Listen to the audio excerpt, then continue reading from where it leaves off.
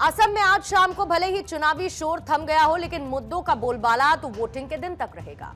अब 9 अप्रैल को यहां पर मतदान होना है, लेकिन पॉलिटिकल प्रेशर बरकरार है। चुनाव प्रचार में अवैध घुसपैठ का मुद्दा जोर शोर से उठा। इसके अलावा बीजेपी के स्टार कैंपेनर्स ने डबल इंजन सरकार का भरोसा दिखाया। ऐसे में देखते हैं कि चुनाव प्रचार में बीजेपी की ओर से आखिर वो कौन से दिग्गज चेहरे रहे जो इन इलेक्शन में बने हैं एक्स फैक्टर।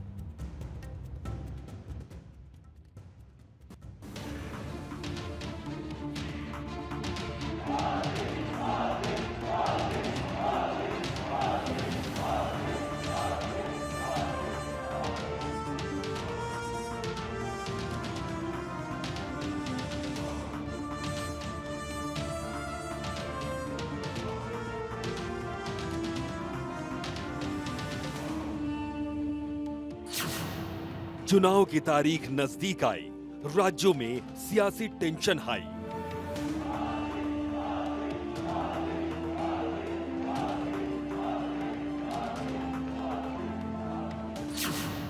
पांच राज्यों में विधानसभा चुनाव, 3 राज्यों में 9 अप्रैल को होगी वोटिंग।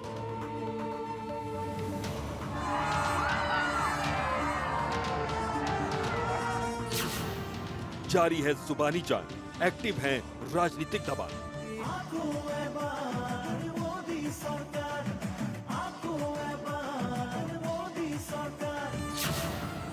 सियासी घमासान बढ़ा, राजनीतिक पारा चढ़ा।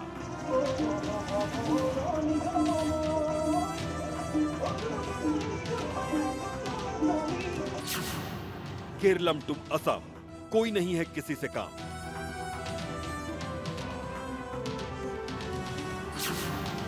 मैदान में है सियासत के धुरंधर, कौन है असम इलेक्शन का एक्स फैक्टर।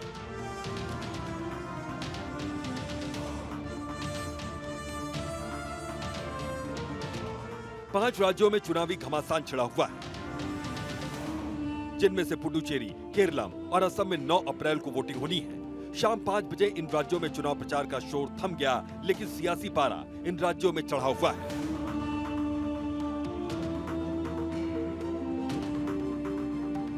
जाहिर है कि ये साल पांचों राज्यों में नई सरकार के गठन के लिहाज से बेहद महत्वपूर्ण है। असम, केरला और पुडुचेरी में 9 अप्रैल को होगी वोटिंग, जबकि तमिलनाडु में 23 अप्रैल को वोटिंग होनी है। पश्चिम बंगाल में 2 चरणों में वोटिंग होगी, 23 और 29 अप्रैल को।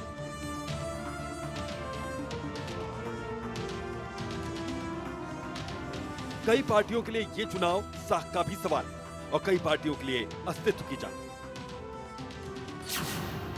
जाहिर है कि चुनावी बिसात बिछी हुई है और असम चुनाव के लिहाज से बात करें तो यहाँ पर भी दूसरे राज्यों की तरह इन चुनावों में प्रधानमंत्री नरेंद्र मोदी का चेहरा एक बार फिर एक्स फैक्टर के रूप में उभरा है। पीएम मोदी एक ऐसा चेहरा जिनकी चमक और धमक के आगे विरोधी खेमे की तैयारी फीकी नजर आती है। नरेंद्र मोदी मंच से जब हुंकार भरते हैं तो सारे सियासी समीकरण बदलते दिखते हैं। पीएम मोदी 1 अप्रैल 2026 को असम दौरे पर पहली बार पहुंचे, जहां उन्होंने धेमाजी जिले के गोगामुख और बिस्वनाथ जिले के बेहली में रैलियों को संबोधित किया। साथ ही डिब्रूगढ़ के मनोहर चाय बागान में पहुंचे। 6 अप्रैल को मोदी ने असम में 3 विशाल जनसभाओं को संबोधित किया। इस दिन उन्होंने भवानीपुर, सोरभोग, बरपेटा, होजई और डिब्रूगढ़ में रैलियां की।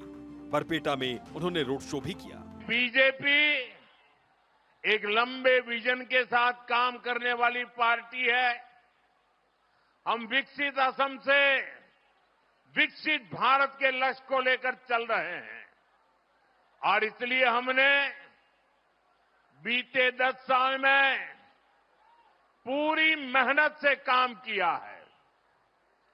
साथियों, बीते 10 साल असम में शांति और सद्भाव की स्थापना के थे।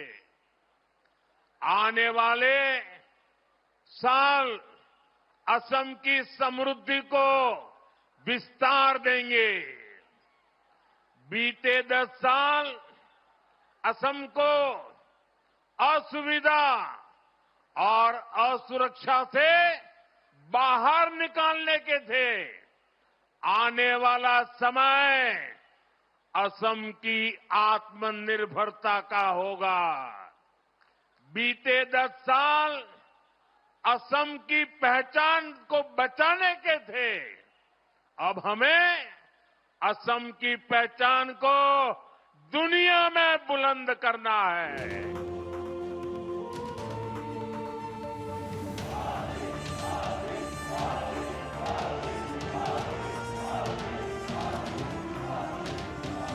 जाहिर है कि 5 राज्यों के चुनावों में पीएम मोदी का चेहरा अच्छा खासा प्रभाव डाल सकता है और अब 3 राज्यों में वोटिंग होने में महज 48 घंटे से भी कम का वक्त बाकी रह गया है।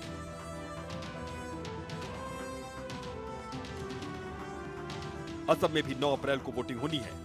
यही वजह है कि चुनाव प्रचार का शोर थमने के एक दिन पहले भी मोदी ने असम में कई जगहों पर पहुंचकर चुनाव प्रचार किया। ऐसे में कुछ फैक्टर्स पर नजर डालते हैं जो महत्वपूर्ण रोल अदा करने वाले हैं।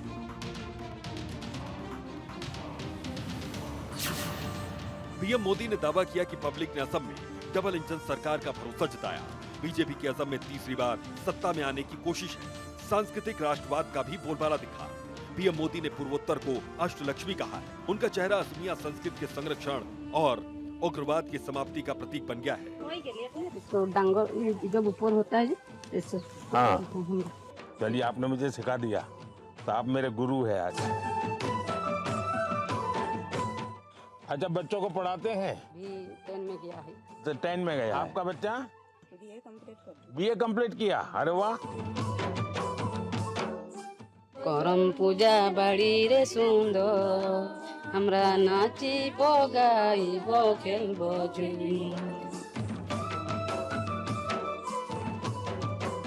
अच्छा, बच्चे खेल कूद में कुछ करते हैं क्या? कौन सा खेल ज्यादा खेलते हैं? फुटबॉल खेलता है। आप तो एक्सपर्ट फोटोग्राफर हो गई। बहुत अच्छा लग रहा है। 1 अप्रैल की इन तस्वीरों को देखिए। चाय से पीएम मोदी का पुराना रिश्ता रहा है और अब चाय बागानों से उन्होंने एक नए रिश्ते की भी शुरुआत की। दरअसल बागानों की पगडंडियों से लेकर विधानसभा की कुर्सियों तक इस समुदाय का प्रभाव इतना गहरा है कि सत्ता का रास्ता अक्सर इन्हीं पगडंडियों से होकर गुजरता है।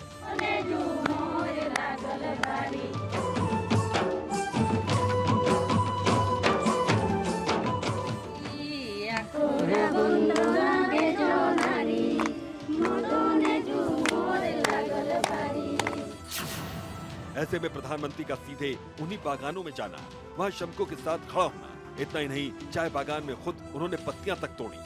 बागान में मौजूद महिला श्रमिकों से मुलाकात की। चाय बागान की तस्वीरें अपने एक्स हैंडल पर साझा की। ये तस्वीर इस बात का संकेत देती रही कि इस बार की राजनीति में वादों के साथ साथ उस पब्लिक के साथ भी पीएम मोदी संपर्क साधते दिखे जो सरकार पर भरोसा जताते आए हैं। पीएम मोदी की यही सियासी रणनीति उनका मास्टर स्ट्रोक माना जाता है। जब देश के प्रधानमंत्री खुद चाय की पत्तियां तोड़ते हुए नजर आए तो इतना तो आप समझ ही सकते हैं कि संदेश चाय के बागानों से निकलकर कहां-कहां तक पहुंचा होगा। यही वो कारण है जो पीएम मोदी को चुनावों में एक्स फैक्टर के तौर पर स्थापित करता है।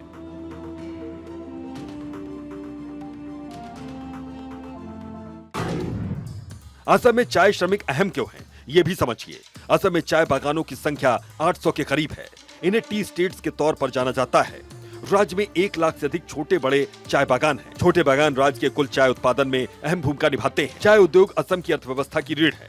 प्रदेश में चाय श्रमिकों की आबादी करीब 60 से 70 लाख है। राज्य की कुल जनसंख्या का करीब 17 से 20% है। ऊपरी असम के लगभग 35 विधानसभा सीटों पर इनका अच्छा खासा असर है।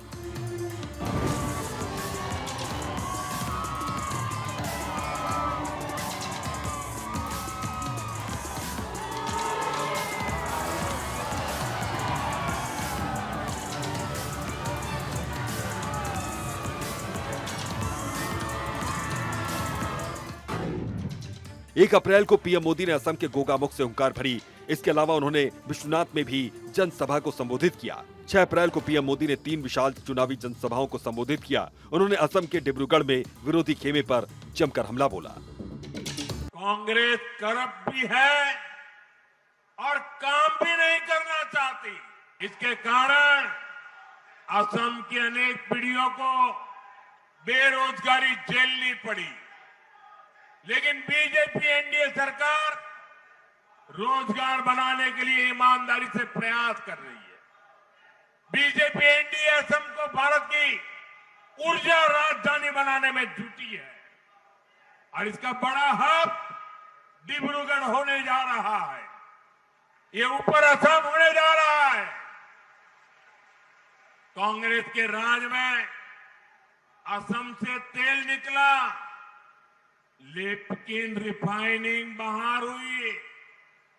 असम से गैस निकली, लेकिन इंडस्ट्री कहीं और लगी।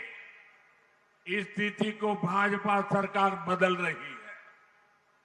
अब असम इसमें आत्मनिर्भर बन रहा है। यानी बीजेपी एनडीए हर वो काम कर रही है जिससे असम सबसे आगे रहे, जिससे असम के युवाओं को रोजगार मिले। पीएम मोदी को क्यों एक्स फैक्टर माना जा रहा है, इसे भी समझ लीजिए।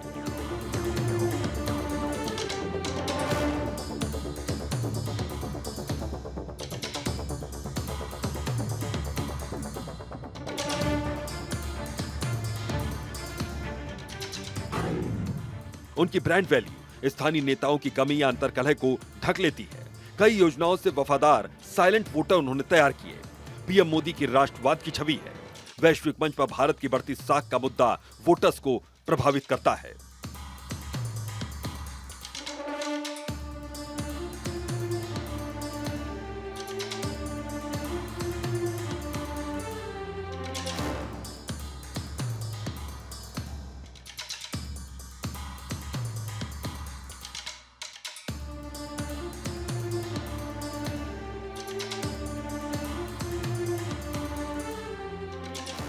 दूसरी ओर केंद्रीय गृह मंत्री अमित शाह भी इन चुनावों में एक्स फैक्टर बनकर उभरे हैं। चुनाव प्रचार के आखिरी दिन असम में जिस तरह से उन्होंने कांग्रेस पर जोरदार हमला बोला, उसे देखकर समझा जा सकता है कि वो किस तरह से विपक्ष पर तथ्यों के साथ तीखे हमले बोलते हैं।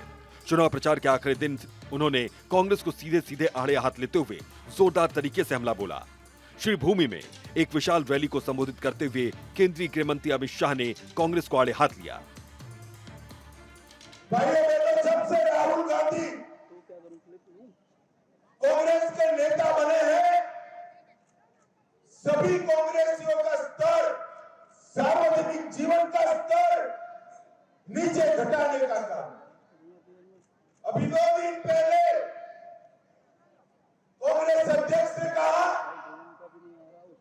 गुजरात और जो प्रांत भाजपा का समर्थन करते हैं वो अनपढ़, जो उनकी समर्थन करेगा वो ही लिटरेट है, बाकी सारे अनपढ़। कांग्रेस वालों, पूरे देश की जनता आपका राह देख रही है।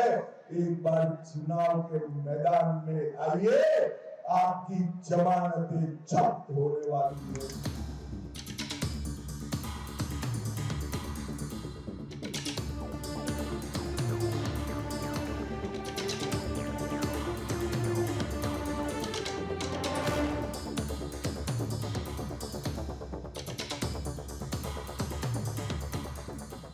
दरअसल चुनाव में कई अहम मुद्दे हैं, लेकिन जिन टॉप 5 मुद्दों को लेकर सियासी पारा चढ़ा रहा, उन्हें भी जान लेते हैं। यहां सबसे बड़ा मुद्दा अवैध घुसपैठ का है। इसके बाद दूसरा बड़ा मुद्दा रोजगार, तीसरा बड़ा मुद्दा है जातीय अस्मिता और आरक्षण का। इसके बाद बड़ा मुद्दा है बाढ़ प्रबंधन, विकास और बुनियादी ढांचा भी यहाँ के बड़े मुद्दे हैं। अब असम विधानसभा के मौजूदा समीकरण को समझ लेते हैं। साल 2021 में क्या रिजल्ट रहा था। कुल सीटों की संख्या है 126। बीजेपी 93 सीट पर चुनाव लड़ी थी, उसको 60 पर जीत हासिल हुई। वोटिंग प्रतिशत रहा 33.21। एजीपी ने 22 सीटों पर चुनाव लड़ा था, 9 सीटें जीती, वोटिंग प्रतिशत रहा 7.91। कांग्रेस ने 95 सीटों पर चुनाव लड़ा, 29 सीटें जीती, 29.67% वोटिंग प्रतिशत रहा। एआईयूडीएफ 20 सीटों पर चुनाव लड़ी, 16 सीटें जीती और 9.29% वोटिंग रहा। अब यह भी समझ लेते हैं कि अमित शाह को भी इन चुनावों में एक्स फैक्टर के तौर पर क्यों देखा जा रहा है। अमित शाह की शैली एकदम जुदा है। संगठनात्मक कौशल और बूथ प्रबंधन में वो माहिर माने जाते हैं। अमित शाह का सबसे बड़ा प्रभाव संगठन के स्तर पर नजर आता है। वो केवल एक नेता नहीं, बल्कि एक इलेक्शन मैनेजर के तौर पर दिन रात काम करते हैं। नेताओं के चयन में सावधानी बरतते हैं। इसके अलावा असम के मुख्यमंत्री हिमंता बिस्वा शर्मा भी एक्स फैक्टर के तौर पर देखे जा सकते हैं, क्योंकि उनके सियासी बयानबाजी बेहद तीखे नजर आए और यही वजह है कि असम की सियासी कर्मी उनकी बयानबाजियों से लगातार बढ़ती नजर आई। जाहिर है कि पीएम मोदी की ब्रांड वैल्यू, अमित शाह का माइक्रो मैनेजमेंट और हिमंता बिस्वा की आक्रामक छवि इन्हें चुनावों का एक्स फैक्टर बनाते हैं। Bureau report, Bharat 24।